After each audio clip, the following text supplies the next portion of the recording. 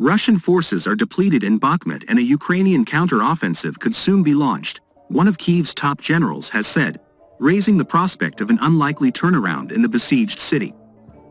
Alexander Syrsky, the commander of Ukraine's land forces, said on his Telegram channel Thursday that Russians are losing significant forces in Bakhmut and are running out of energy.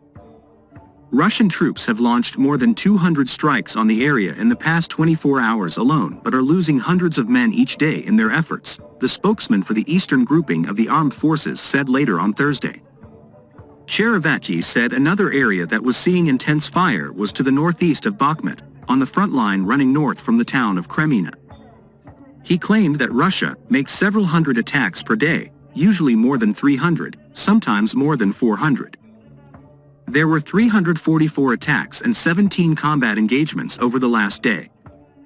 A counter-offensive has seemed an unlikely prospect for several weeks, as troops from Russia's Wagner mercenary group bombarded Bakhmut and edged closer toward seizing control of the city.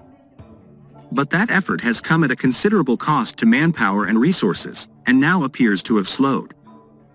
Syrsky said Russian forces continue to try and take the city at any cost, despite losses in both manpower and equipment.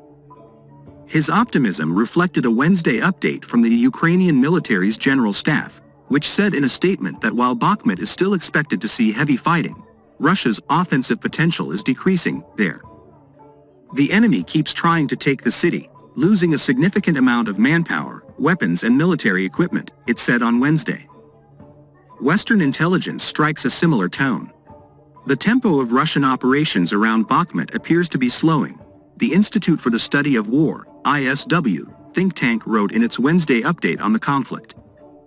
Zelensky handed out awards to troops defending Bakhmut during a morale-boosting trip on Wednesday. "It is an honor for me to support our warriors who are defending the country in the toughest frontline conditions," he later said in his nightly address.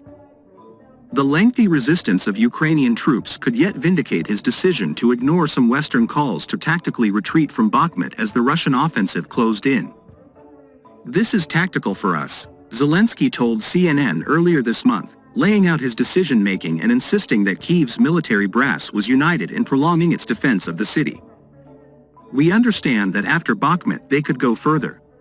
They could go to Kramatorsk, they could go to Sloviansk. It would be open road for the Russians after Bakhmut to other towns in Ukraine, in the Donetsk direction," he said.